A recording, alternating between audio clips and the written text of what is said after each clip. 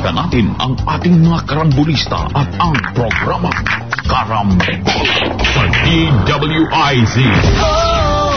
Balikang karambola, kasama pa rin sa impilan, Jonathan De La Cruz, Joy Lacsamana. Ako po si Trixie Cruz Angeles. Teka, may babatiin ako. Ibigan natin. Happy 31st anniversary, Mr. and Mrs. Hindi ko alam mga asawa ng Mrs. niya. Pangalan pala, si Mr. and Mrs. Joe Saldariaga. Joe! 31st anniversary. Ba? Ay! Happy anniversary. Vice President of Communications. Senior Vice President for Communications. At nung kabataan niya, dating reporter yan, kasama ko sa defense, ang tawag namin si Nino Mulak. Oo, kasi... Aga Mulak pala, Aga Mulak. Magandang lalaki to eh. Aga Mulak si... Ay, malaki yung difference. Malaki difference na, malaki difference. Si Joe na kamukha ni Aga Mulak. Magandang lalaki talaga si Joe. Josie. Joe, medyo galing ang mga mo dahil pataas na naman ang presyo ng... But they are still the best utility pa rin now, rather as far as it's concerned. Pinakamura pa rin. Meron ngayon, there is an effort to divide the franchise. Right. Into three. May binulong siya sa akin kung sino daw. Pero wala akong prema. Makikichismis ako. Wala akong prema. Hindi ko narinig yan. Ay, bago na ngayon ng hindi na Marites. Real talk lang Real talk. Yeah. Real talk. Yan ngayon ng sabi sa akin. Sabi sa akin ng kaibigan ko, Brad, nanood ka na ba ng sa Manila Film Fest? Hindi ba? Sabi ko, bakit? Real talk. Uy, may mga bagong ngayon dyan. Ano yan? Ano yung sinasabi mo? Kasi daw doon sa When I Met You in Tokyo, Vilma Santos at saka Christopher De Leon daw. Si Boyet. Pinag-uusapan daw, hindi Marites, pare. Sabi niya, real talk lang tayo. Real talk lang tayo. Pero Marites, actually Marites yun. Pero actually Marites yun. Oo, Marites yun. Okay, got it. Kaya inisip ko Kaya hanggang kailan ba itong Kung hanggang kailan ang film fest, hindi pa ako nakakanood In-announce na yung winners, pero ongoing siya. Kasi lalo na pag nanalo, yung mga tao, pupunta. Usually may 1 week after nag-awards para kumita. Para tuloy-tuloy pa rin. Tuloy-tuloy pa rin. So merong incentives. Anong mga main na ngayon? Kasi pinanood mo yung Gomburza. Saka yung Becky and Badet. Yan ang mga... Eugene Domingo. But after that, wala na akong oras Pero in terms of gross? I think Sino ba yung rewind daw yung kay... what's his name?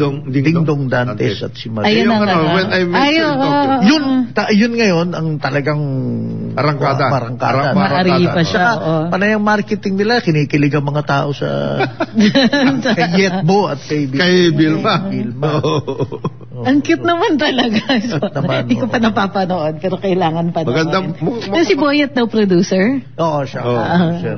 I like that. Napaka-senior ng senior moves yan. Yeah, that's good. Nagkakaroon siya ng bagong na ngayon, bagong track. Tapos there's that movie, sleeper hit of the year. Yung Firefly, maganda. Pwedeng panlaban sa mga Korean fantasy. Talaga? But there's one daw, sleeper hit of the year, yung Malyari. It's a Piolo Pascual. It's a horror film na suspense. Aba, okay daw maganda rin. Pan-Netflix ba? Pan-Netflix ba yan? Pwede na. Netflix naman kung ano-ano na. But here's the thing, ang problema kasi, again, maganda bumabalik ang mga tao sa sine. Yes. Pero tayo mga senior citizen, nahihirapan ako, nakakatulog ako sa loob ng sinehan. Napaka-komportable. Hindi kayo sa bahay na. Nagsa-cellphone ka. Daming distraction sa... Multitasking. Multitasking. Matutulog ka na. Sarap. Sinisiko na lang ako ni Mrs. Bakit humihilig ka na? Ang ganda na. Kaya there are portions na nami-miss ko. Ay, nako. Pero congratulations sa mga winners dito sa Metro Manila Film Fest. And congratulations yung mga nag-participate sa organizers. Yes, sa organizers. Kasi maganda yung lineup niya this year. Dati hinanaing talaga namin yan. This was supposed to be a venue for experimentation. Yes.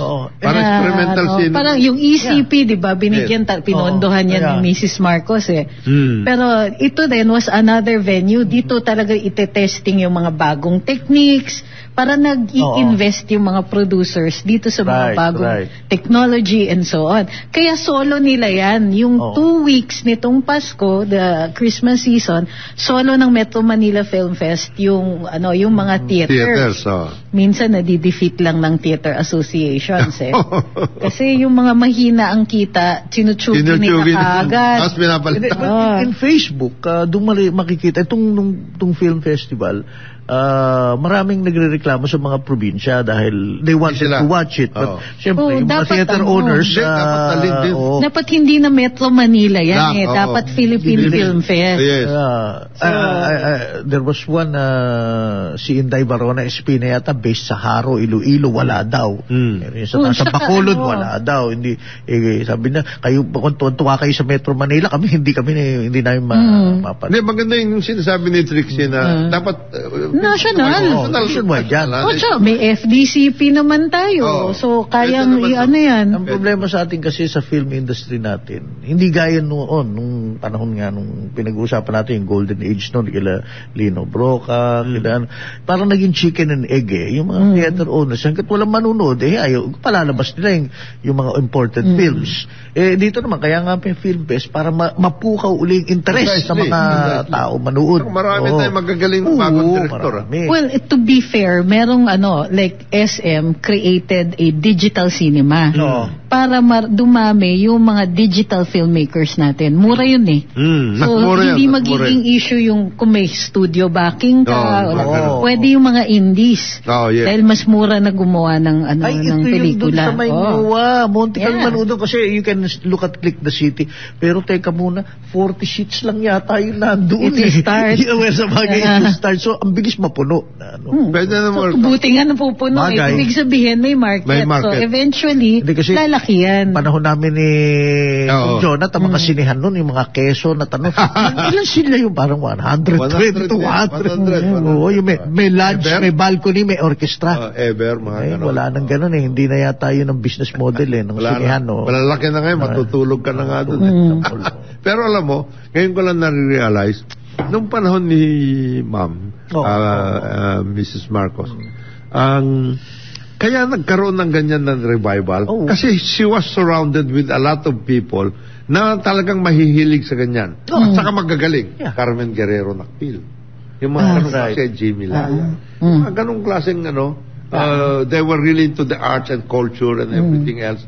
Bien Lumbera, Nick Thompson, Dr. Bernal, mga ganon But more than that, mukhang nakikinig siya and she will make things happen. Hindi, nakikinig siya.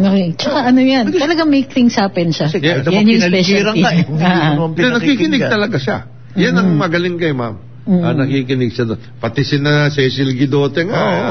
At that time, antay na antay yun. Bien Lumbera nga pero pinakinggan pa rin niya. Pinakinggan din niya. Diba? At that time. Ayun yung okay kay Mrs. Marcos noon Kahit ayaw niya yung politika mo, pakikinggan ka niya doon sa arts. And then of course, yung mga grupo ng universities, PW, Elena Benitez mga ganon, di Bayanihan mga ganon. UP. Ang UP. Yung UP Film Center, Mrs. Marcos alone ang nagpondo niyan. Binuhusan niya talaga yung humanities department ng UP.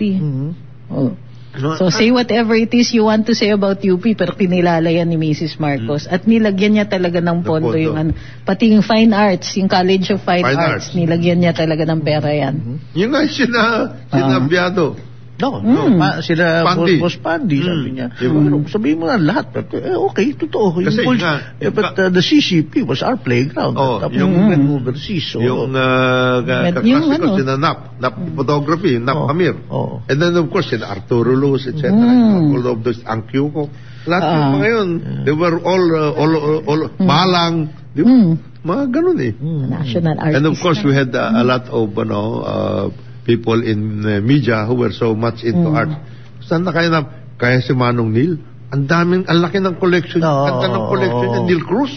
Ganda ng collection niya. Hindi ko alam kung saan napunta yung collection niya. Nandun pa rin sa donate niya. Pero ang nag-ano doon, ang balita lately, si Hans mismo, Hansi, yung kanyang Sanso collection, i-donate na niya. Saan? Sa SM Foundation. Meron yata gallery. Something like that. Dapat magka-gallery ng SM. Kaya na nila At saka itong mga Running of the Bulls group na ito. Dapat. Hindi. Sila, they're into the classics. Ayan. Especially European classics, bro. Tama na kayo. Mag-ayos kayo. Nila ng local, Saka i-revive natin yung mga grupo, halimbawa ng Angono, artist. Di ba? Mayor. Okay. Mayor Jerry Calderon. Sino ba to? Even who's that guy sa mga memorial park? Si Castrillo. Yung mga ganun. Petro ni... Wala na tayo. Okay, hindi sa... Itong mga developer din natin minsan kasi meron dito sa may C5 ngayon. Okay, so I don't know if it's Robinson or something. Meron silang malaking sculpture na naka-straddling a bridge dun sa may C5 Pasig area. Okay, ayos. Can't we get a local artist? Kasi yung na medyo lalagyan natin ng konting Filipino. Pwede naman yun. It's a silver blob of a human being. Kung ako siya, Diba? Di gaya ng panahon nun talaga. Kung ako siya, ahead of its time. Baka ahead of its time. Pero tapos, supreme irony, just a block so away, nandun nga yung Running of the Bulls. Nandun yung sa Landers. Paki-explain nga uli, ano yung Running of the Bulls na yan? Yung parang Pamplona? Nag-recreate sila ng Pamplona? Panahon ng mga Roman Emperor, ganun. So, ano ginawa nila? Sa taas nung kanilang mala-obelisk Arcobia. Arcobia. Who made this? Mapapatanga ka talaga na okay. Yung tapos there's rotonda doon. May mga benches, pwede ka umupo para tinitignan mo siya. Pag napagod ka na galing sa Landers, umili ka ng pizza dito mo kainin. Alam mo, if I may suggest, ito lang naman a New Year's suggestion. Okay. Kung ako si FL meaning FL Lam, First Lady Liza Raneta Marcos, baka gusto niya nakausapin lahat itong mga conglomerates na ito at sabi, ito ang usapan natin, total kayo dami na ninyong pakinabang dito. Baka naman gusto nyo magano ng revival natin itong mga ganito kasi sayang it's also one way of strengthening our sense of nation, our sense of self as Filipinos, etc. Malaking bagay. Tama na muna yung pagpupunta nyo dyan sa mga Madrid na bolsa dyan. Pagbibili ng mga Pedro Domecq. Quick question since nandun ka nung panahon nung si First Lady became active, di ba? Human settlement. Yes. Arts. She took it upon himself. Kinausap niya si Presidente. FM. Ito ang gagawin ko sana, ganito, or si FM. Ito na ang gawin mo. Or how did it go? Yeah, I think may dynamic yan. May dynamic yan. Yes, may dynamic. May ganito yan. Because action person si Mrs. Yes. Marcos. Si President Marcos would also institute measures to temper that. So may balancing yan Halimbawa, yung pag-appoint ni Jimmy Laya as Dex. Kasi yung culture nasa DepEd pa nun. Yun yung pag-temper dun sa kasi minsan masyadong kung sino yung makausap diba? So maunahan kausapin si Madam, mafo-focus siya in a certain area. Either mapapabayaan yung ibang areas. Halimbawa, very heavy tayo on the visual arts noon. So hindi na nakakalimutan yung other things. So there was a time na nauso yung tinatalop yung mga yung simbahan. Alam niyo ba 'yon? Okay. So in the 70s nauso yung ine-expose yung brick or yung adobe sa ilalim. Dapat 'yon nakikita kasi siya pagka may cracks doon sa palitada. There was one incident na in the course of restoration, tinanggal muna yung lumang palitada para ibalik. So, nung na-expose yung brick, o kaya, depending on the region, dun sa iba, sa adobe, or in the case of other coral stone, ang ganda-ganda ng, akala wow, ang ganda-ganda. So, hindi binalik yung palitada. Nagkaroon ngayon ng parang trend. Lahat ng mga lumang simbahan, tinatalop ng mga... ng mga parish priests para magmukhang antigo daw yung simbahan. Wait! Okay, in fact, may mga restoration work na ginagawa ang NCCA ngayon na inaaway ang NCCA or ang National Museum ng mga town folk saying na na hindi ganyan ang itsura ng simbahan namin, dapat naka-expose yung the exposed brick or the exposed adobe stone or coral stone will degrade pag wala yung palitada. Kaya nag-survive yung mga simbahan na yan dahil napoprotektahan siya nung palitada, nung limestone cover. Furthermore, dahil hindi na masyadong naaalala, dahil nga nauso yan, yung tinatalupan nila yung skin, in the 17 and 1800s, very colorful po yung mga simbahan natin. So kung titignan ninyo, yung oldest church in the country, which is the San Agustin Church in Intramuros, di ba, pininturahan nila ng parang peach color. That is actually a documented restoration kasi ganun talaga yung kulay nun. Kulay nun. Except, yun na nga, so nagkaroon ng very dangerous trend na talupan yung simbahan. And therefore, si Jimmy Laya first became the action officer for that. Ang action officer niya si Chita Gatbonton. Pero siya yung nag-oversight sa restoration ng Intramuros. While Mrs. Marcos would oversee that, ang appointment niyan was by the President himself because he knew that Dr. Laya would do it right. Okay. So, meron ganun. May balancing dynamic between the two of them. I see. Pero talagang rin yun. Kaya si Mrs. Marcos in the case of Ministry of Human Settlements became some sort of a coordinating minister. Parang DECGO. Kasi kanya-kanya. Kasi pag nasa isang department ka, ang focus mo siyempre to make your department as efficient and as serviceable as possible. Nakakalimutan mo that you need other departments for purposes of making sure na yung iyong end goal ma-achieve mo. Kung kanya-kanya lang kayo. So ito, Ministry of Human Settlements, kayang may 11 basic needs. Yan. Inano niya yun. Yun yung outstanding about that. And it's rarely taught sa mga estudyante ngayon na they're taught about the bad things but they're not taught the good things. Na nung inorganize yung human settlements na yan, it was human settlements. It's not housing. It's not, hindi nila in-isolate yung human need. Dahil in-identify nila everything related to that. So, di ba, the usual food, shelter. So, pag nagtayo ka ng settlement area, dapat merong simbahan, mayroong school, merong mall or shopping center, may mga other services, and so on. Yung water mo, tsaka yung mga storage mo. You don't build houses in the middle of nowhere. May transportation, may jobs, mga ganyan. All of these were first identified.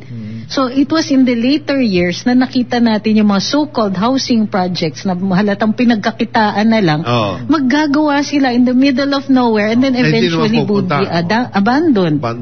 Diba merong iba yung lumulubog kasi hindi pa nagawa yung drainage, ginawa na yung mga bahay. Para lang liquidation. Ma-workout. Yung ganong klase. So, maraming pwede natin balikan na mga good practices. Dapat walang amnesia. Dapat this is the reason why we study history, even recent history, para hindi natin ang nangyari noon in the later years, allergic tayo to anything Marcos, di ba?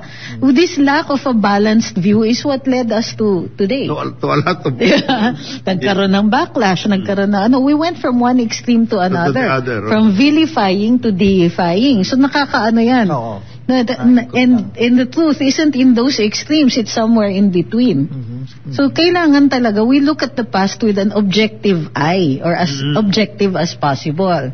So hindi naman po lahat rin ng nagsusulat ng kasaysayan ay magiging objective na ganyan. Kasi minsan meron silang teorya. So yung mga history books na nababasa natin, quote-unquote, these are actually propounding certain theses. Meron silang so kunwari yung Inventing a Hero na libro about Andres Bonifacio. Ang thesis niya is about 80% of what we know about Andres Bonifacio is invented because we needed a hero.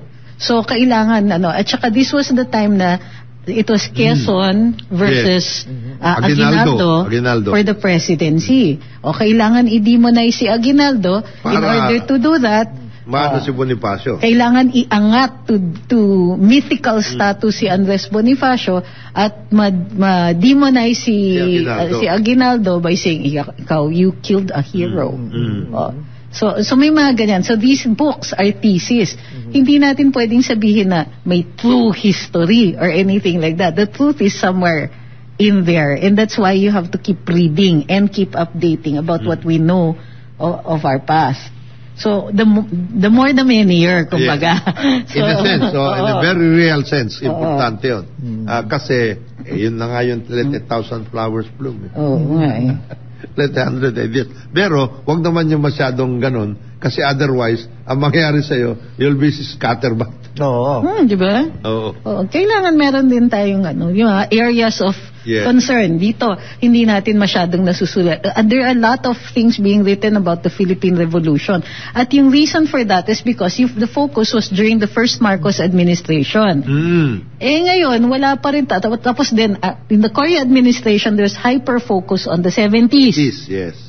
Tapos, isa lang yata yung opinion na narinig natin. At the time. For some time na yan. Mabigat ang dating. So, there will be a lot of things that needs to be done, and we are talking about right now, mga kababayan, 2024. We are almost at the midterm of this administration, and why are we talking about this administration? Because we are talking about things that need to be done. Kasi ang dami nating kailangan balikatin bilang isang bayan. Ang dami, yung leapfrogging na ginagawa natin, hindi nangyayari yun Kasi wala naman tayong plataforma for leapfrogging. Ayusin natin yung plataforma muna natin before we can leapfrog, di ba? Baka mamaya tayo leapfrog. Walang mangyayari po sa atin na ganun. So, yan we are talking about economics, we are talking about social development, we are talking about culture, we are talking about a lot of other things, basic. Kaya nga sinasabi natin, and ito yung palaging banatan dati, during the 70s, yung lalo na sa mga eskwela, there was a wave of nationalism. National democratic, hindi lang nationalism, national democratic activities. To the point na nakakalimutan yung mga, at one point in time, in some schools, sabi, ayusin muna natin yung ating kasilyas, yung ating toilets, ang panghi. And then nagka-hyper-focus on toilets, which is existent to this day. Hi, Tiesa, kawayan niya naman. Hindi nga, seryoso. Why are we hyper-focused on toilets? Di ba? Dati, there was a time na ang achievement ng Tiesa was to have as many. Sige, we have built 1,000 restrooms all over the country. I mean, I get it. We do need that. Pero, parang yun na ba yung basis natin for saying we have a successful tourism infrastructure program? Yun ang mga problema natin. Number of toilets. Kaya tama yung sinasabi ni Bobby kayo. The message of Ambassador Bobby Tiglao to his friend Frederick Go. Concentrate on 5 or 2 or 6 things. Yan na yan.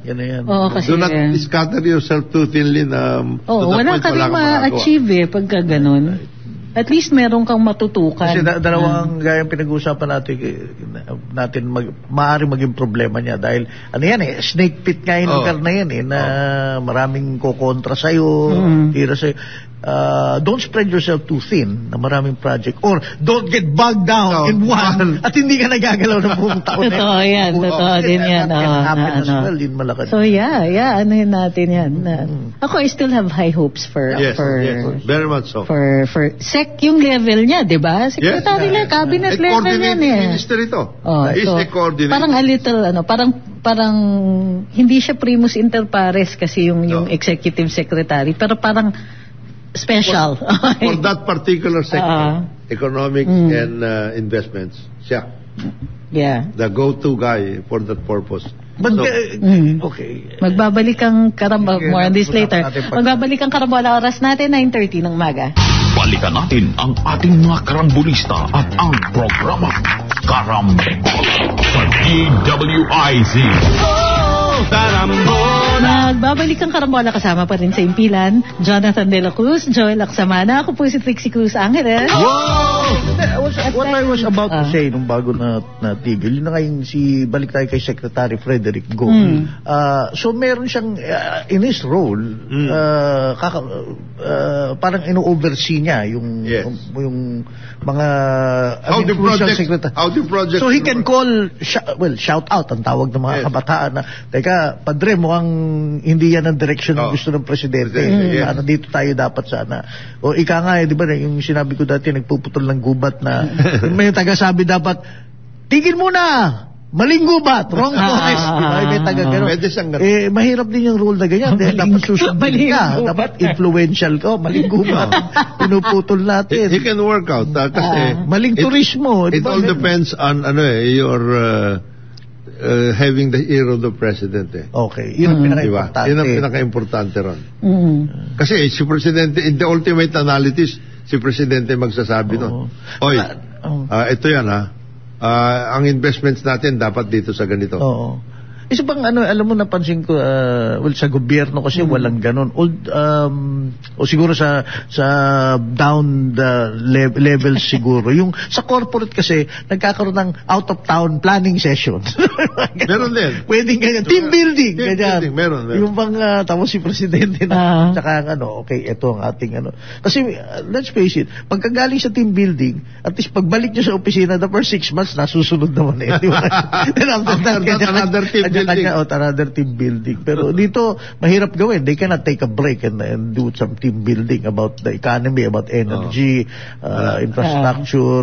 Walang pinag-iba yan. Walang ganon. Parang Joel, tungkol dito sa on an annual basis, team building and the fireworks. Okay. Kasi every time na papasok ang New Year, may team building yan. Okay. Sigurado yan. O ito kayong mga manufacturers dyan sa Bukawi, ayusin ninyo to, etc.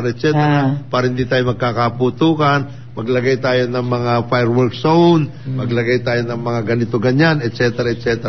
Team building yon every year. Pero pagdating ng implementation, dating ng December 31st, kanya-kanya na yan. Yan ang nagiging problema. Kala ko yung klase ng team building na pang liquidation dun sa iba naman yung savings.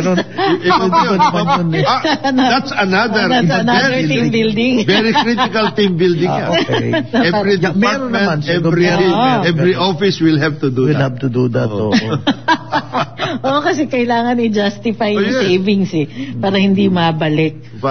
Ito natawa si Secretary si Attorney Trixie kanina na nung sinabanggit ko yung wrong gubat o maling for example, yung privatization ng NAIA. Maling Tarex, mali.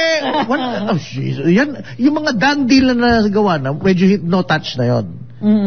Siguro. Pag nagkaroon ng desisyon ng presidente, parang no touch ka na. Ang importante lang doon is how to implement it in the manner that the president wants. Actually, yun ang importante. Ganun ang mangyari doon. For example, ito, pinag-uusapan yung tungkol sa mga needs. And I understand that Secretary Go is medyo may iniintindi niya o tinitignan niya the future of gaming as an industry. Okay. Because in the US and other countries, gaming is a big industry. Hindi yung mga kalokohan. So we're talking about casinos, resorts, etc. Ganong klase. What about, there's other forms of gaming, yung mga bata ngayon, yung internet games. Internet games, etc. Ang gagaling ng mga bata natin, nagko-compete sila, nananalo sila. We have to consider. Pati yung mga pag-create ng apps, gaming apps, etc. Very big business ito sa Japan and Korea. Can't we do that here? So, these are some of the things that I understand iniisip niya. How to work it out. Kasi that's also part of our creative kind of thing. Di ba? Okay. Bakit hindi, Ngayon, there are the regular things which should be done by way of coming out with a regulatory framework. For example, can we are we now on the verge of saying hindi na pwede yung Pogo, or are we going to have Pogo as a part of lives and then make it in a regular manner na ayusin mo. Since the is already, kumbaga, you can't put the genie back into the bottle. Pati yung yung isabong. Yeah. Just turning our backs on it means that somebody else is going to pick it up. Which they're doing at hindi dito sa Pilipinas. Atin yan cockfighting na yan. Yung mga ganung sa akin, let's make it a way para kumita naman yung gobyerno. So there's money for services, there's money for especially healthcare, hello. Or if you want, sige. Education. Mga ganun. Classroom. Exactly. Alam mo ba, ito pa, I'm sure pupunta namin not only si BP but secretary ko. Because I have an Australian group. They're into heavily involved in the design, funding, operation, maintenance of schools. Facility. Hindi yung atin yung instructional materials i-content. Pero sa kanila yung infrastructure. Okay. They are coming over. So sabi sa akin nung kontak ko, hardware. Pwede ba natin puntahan si BP, etc. Sabi ko, of course. We have to, kasi kulang tayo palagi. The annual budget cannot go with our requirements for classrooms and other facilities for education, including yung mga sports, etc., and everything else, no? So, sabi ko, of course, we should see her. She might be interested in doing these things on a structured basis. Parang PPP ito. Kasi, ang sinasabi nila sa akin, pwede daw silang gawin, they can design, build, operate, and manage the facilities over a period of, say, 25 years. Babayaran lang sila out of the annual budget of the department, for example, over a period of 25 years para magawa na kaagad. Kasi yung atin, tingi-tingi ang kailangan mo ngayon, ang kailangan mo total, in anticipation of the requirements, ang total ang kailangan mo is, let us say, 10,000 classrooms. Let us say 10,000. Hindi mo naman pwedeng ibuhos kaagad in 1 year. Kasi mauubos yung budget mo. So ito, spread out mo yung bayaran, pero magagawa na nila yung 10,000. Para wala kang backlog. Okay. Parang housing din yan. Anyway, parang ginab out mo. Pero babayaran mo na. Babayaran mo na. Sabi ko, magandang programa yan. Sabi ko, yan. That is an investment that Secretary Go and of course, I'm sure the Vice President as Education Secretary will be interested in looking into. Di ba? Mga ganong klase. Para rin yan yung sa isabong, pababayaran natin. Everybody else Indonesia is taking it over. Indonesia. Parang malakas na. Daming... Sila na yan. Kasi doon na pumunta yung mga nag-iisabong Diba? Tama. Parang binigay lang natin ang buong-buo sa kanila. At saka at the same time, you must understand Arnie Tevez is in Timor-Leste. So, kaya siya nandun. Is he? He's in Timor-Leste. I did not know that. Welcome. Yan, yung mga ganun. So, Pogo, ganun din. Paano? Imagine mo. Kung yan ang gamitin natin for... underground yan.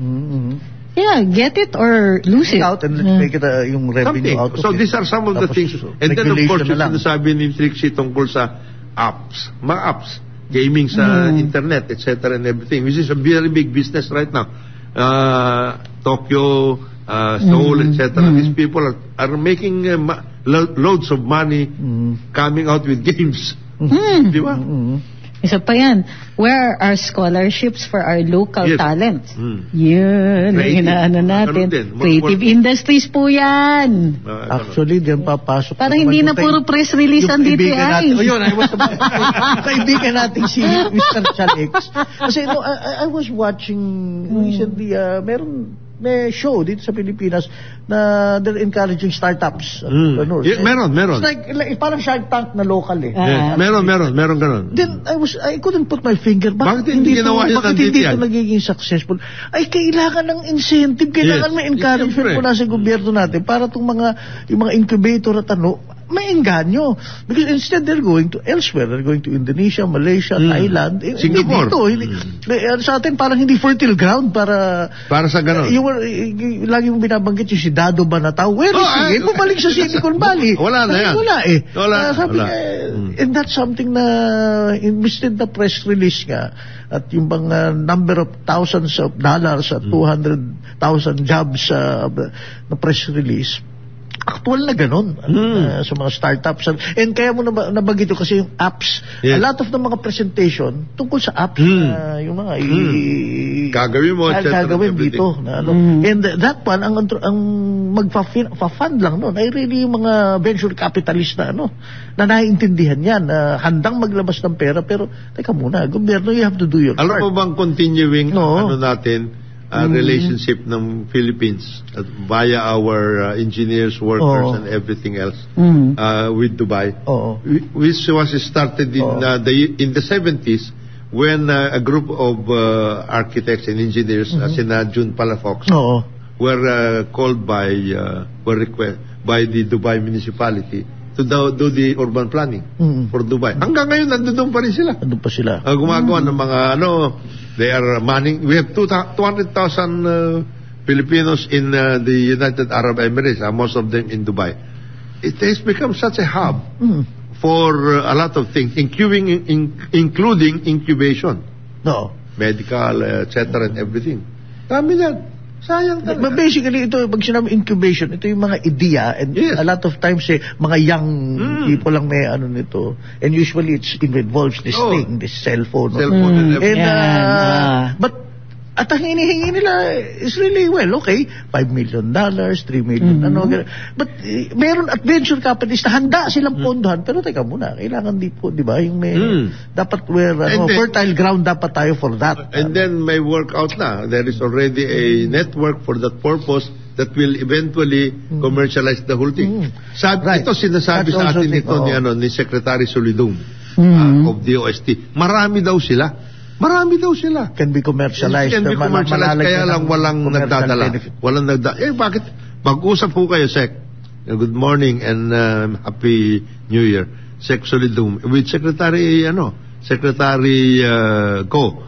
Kasi, apparently, napagod na siyang kakausap kay Chalex walang nangyari. Ito na. Baka pwede. Much too big for him. Baka ito pwede na kayo mangyayari. Beyond this can. Baka pwede na kayo mag-usap ni Secretary Go, and these are some of the things that you're going to work out, Then pwede na ninyong trabaho niya. Marami tayong ganun, inventors and lahat. Daming creatives dito sa Pilipinas. May mga creatives, may mga talagang nag-inventor, mga etc. and everything else. So, there are a lot of things. Baka lang mapuno ka. It's called an embarrassment of riches. Yes. Yan sa atin. Ang dami-daming magagaling. Yung I love you virus nga dito nang galing, di ba?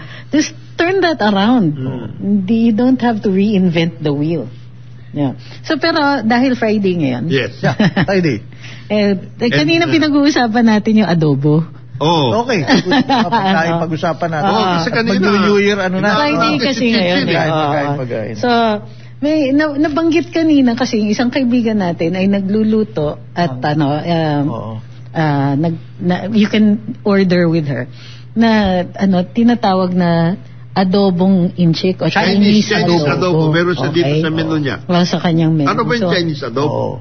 Well, the original adobo, if you go by Doreen Fernandez, who ought to have been some kind of national artist. Or dapat nagawaran yan ng recognition for writing yung about food, Philippine food. Siya talaga yung pioneer dito, the late great Doreen Fernandez. So, kahit sa Ateneo nagtuturo yun, irerespeto ko yan. Ako lang. Mabuti na lang, wala si paring Conrad dito. Ako lang. That will trigger another 5 minutes of discussion. Si national artist Bien Lumbera nagturo din sa Ateneo. Yes. Pero love ko yan. At any rate, the original, yung roots ng adobo, at wag po kayo matitrigger dahil dahil Tagalog Tagalog nga yan. Kasi minsan, yung myth of the Imperial Manila makes people so divided about yung regionalism natin. Usapan ngayong adobo, biglang di ba noon panahon ni Ramon Concepcion, Secretary of Trade and Industry, nagkaroon ng yung Filipino menu for adobo. So, hindi rin sila marunong kasi mag-explain kung bakit kailangan may basic recipe. So, the original, yung origins talaga, and yung tinatawag na adobo. Later on kasi we adopted the Spanish name na adobo, but this is not the same as the Spanish adobo. So, because we had a lot of coconuts, yung niluluto or pinakukuluan sa coconut vinegar with some spices, yung meat, tapos ipipirito siya, tapos ibabalik siya dun sa original na pinagkuluan. Yan po yung adobo. Now, later on, the Chinese influence introduced the toyo to our adobo. So kaya nagkaroon yung current natin na yung mga nasa sa mga karinderya na may toyo, yan po ay variation na from the original recipe. Ngayon, like with any historical accounts, diba, at what point do you say this is the Filipino adobo? Kasi meron siyang development, diba? So saan natin ilalagay na ito ang Filipino adobo? Mahirap na rin i-pinpoint. So what we do is we put in a basic recipe, at ito yung gusto sana ng DTI noon, na they were horribly misunderstood and they could also horribly on their end did not know how to communicate why there needs to be a basic recipe. So kailangan lang ilagay natin that this is the adobo, the current adobo that we know. Basic yan. And each region has its own version. And in fact, different families have their own versions. They're all adobo. Basta yung basic na yung vinegar, yung pagpipirito at yung pagbabalik, nandun yun, adobo yan. Okay? Kasi may mga, di ba, adobong dilaw, adobong puti. Adobong puti. Adobo sa gata. Adobo sa gata. Sa Bicol, So, yung in fact, yung original na adobo, or at least the adobo that we know has been documented, one of the oldest recipes, is that yung pangkulay niya ay atsuete. Ayun. So, hindi nakukuha yung kulay dun sa toyo. Kasi yung toyo nga na introduced later with the Chinese influence. So, minsan may makikita kang recipes na adobado. Okay. It's not exactly adobo because they skip the frying process. Ano yung diretso? Kulo na kinukulo sa sa suka, tapos dadagdagan na ng toyo, and in some cases meron yang brown sugar. So minsan tinatawag yan na adobado. Pero they have the same ingredients, wala lang yung frying. So and it's not true that the frying seals in the juices. That's not true. Scientifically not proven yan. Pero it adds a dimension of flavor. Kasi yung fat na i-infuse pa uli dun dun into the meat. Whether it's chicken or it's pork, the frying gives it a different dimension. So pag finry mo, wala na yung sarsa, wala na yung sauce. Hindi, you take it out, you fry it, and then you put it back in the sauce. Babalik mo. So, tapos, kasi meron may gusto tuyong adobo Gusto na tuyo. Adobong tuyo. Adobong tuyo means ipapa-evaporate mo yung original na pinangkuluan. Pinakuluan mo pa rin. So, madidistill yun. So, reduction method. Tapos, nagiging super duper malasa kasi wala na yung most of the water. So you have a very, very thick sauce, or yung main flavor niya will coat the meat. So yan ang adobong tuyo. Yun. Huwag kayo magtataka kung bakit knowledgeable tayo sa pagkain. Ano ba ang isang sa adobo? I spend a lot of my life eating. Kasi alala kong tumira ako sa Amerika, yung mga roommates ko, sabi, yung mga Amerikano sabi na, pag tumagal sa fridge mo ng 5 days, tinatapon na nila. Mali. In the Philippines, the longer it is, ang adobo lalo na, malong sumasarap. In fact, they throw things out of the fridge pag 5 days. Wasteful nga yung mga Amerikano na yan Alam mo kung bakit? That's really wrong. Because one of the theories is that kaya tayo nagkaroon ng adobo, it was a means of preserving food. Dahil yung vinegar is a preservative. Yes. So in fact, merong mga traditions na nilalagay sa banga yung adobo at binabaon sa lupa. Sarap nun. For about a week or so. Pag Oro Plata Mata, there's a scene there, binuksan nila, actually yung lata, pero nililibing nila. Yes, then, pag dumating yung mga guerrilla, pakakain lang, binuksan nila. Tapos pag prito sa kawa, naku, sarap ito. Inaano yan, tapos dinidiligan mo yung soil. Okay. Kaya nga they used in World War II, tins na yan. Kasi tins yung ginamit nila sa tumigil din yung industry ng paggagawa ng banga. Dahil nga may giyera. So, ang daming sinusunog, ang daming distraction. So, kung ano na lang ang available material, so a lot of that, yung sa usapan. Lata. Chinchin. Good morning. Chinese adobo. Hi, Chinchin. You sparked an entire discussion about this. New Year pa naman. This is our last session for 2023. So we have to end it on food. Kung saang region napupunta yung meron sila. May ginagawa sila. Meron silang sa amin sa Ilocos, our part of the mantika. Masarap yun. How do you do that? Kasama na dun sa pag-ano niyan, yung may mantika. Kakatas naman yung... Kakatas yun at lahat. Medyo may kasi sa amin, ang ginagawa namin, at least in our town, ang adobo, tapos may kasama saging. Parang sarap nun. Uy. Lakatan.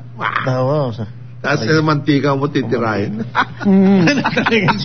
Si Kong nanggugutom. Gagawin ko yun. Saging. Lalamas mo.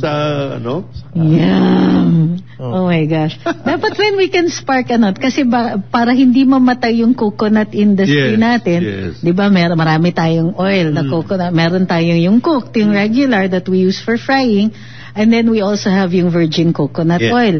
So, if you really want to jumpstart the industry, nasa na yung mga bagong recipes natin using these materials. Ang dami natin pwedeng gawin. Think of the possibilities. And yes, that's still part of the creative industries. These are the lifestyle arts. Ang culinary. So, it is. In fact, pwede kang mag-national artist if you are a chef. And you're in the lifestyle art. So that's interior design, fashion, culinary. Pwede tayong magkaroon ng national artist dyan. Hanap-hanap na rin. Kung sino yung yung mga indaraning dyan. Sina Chef Jean. Basta ang pinopromote nila ay Philippine cuisine. So at dapat nakasentro yung kanilang art, kumbaga, on the Philippine-ness. At saka may contribution sila. Halimbawa, ikaw ang nag-introduce ng gata to a particular dish, then na hindi ginagawa before, yung innovation to your art, that makes you that could be one of the criteria for making you a national artist. So yun. Maraming salamat. DOT and DTI. Ayun na ang dapat mag-project niyan to promote Filipino cuisine. Paalam tayo sa 2023 at salubungin natin ng 2024. So, be safe dito sa darating na bagong taon. Matumal daw ang sales ng firecrackers kahit mura na nowadays. So maraming mag-iingat pa rin ang lahat. Ingat pa rin. Although yun nga masaya ako na nawawala na yung firecrackers sa natin. Hindi polluted ang gising natin sa 2024. Iba na ating pinang ring in the new. Pwede na ma-workout. So maraming salamat. Makain na lang namin yan. Nagpapasalamat kami sa lahat ng mga loyal fans, followers, viewers, and occasionally little trolls and haters sa pagpapataas ng ratings natin for 2023. Maraming salamat sa inyong pagtangkilik sa aming programa. We will see you. Secretary Blinken, I'm wearing your t-shirt. Okay. Maraming salamat siyempre sa lahat. At siyempre sa Panginoon, binigyan tayo ng pagkakataon. Salamat po. Isang taon na naman. It was a hugely productive year for Karambola. Thank you very much para dun sa lahat ng tumangkilik sa programa, yung mga sumunod sa amin and who continue to join us in our program. Lalong-lalo na ha, yung mga sutil natin, mga commenters sa aming social media, maraming salamat sa inyo. Maligayang bagong taon. It's only 8 days before the New Year. Kita-kita tayo in 2024. Yes. Napagpalang bagong taon para sa atin. At tabayanan, susunod na programa, Ronda Pilipinas with Ma'am Tina Nolasco. And on behalf of Jonathan De La Cruz, Joel Laksamana, and yes, yung absent na Conrad Banal, we will see you in the new year, ring in the new. And ako po si Trixie Cruz Angeles.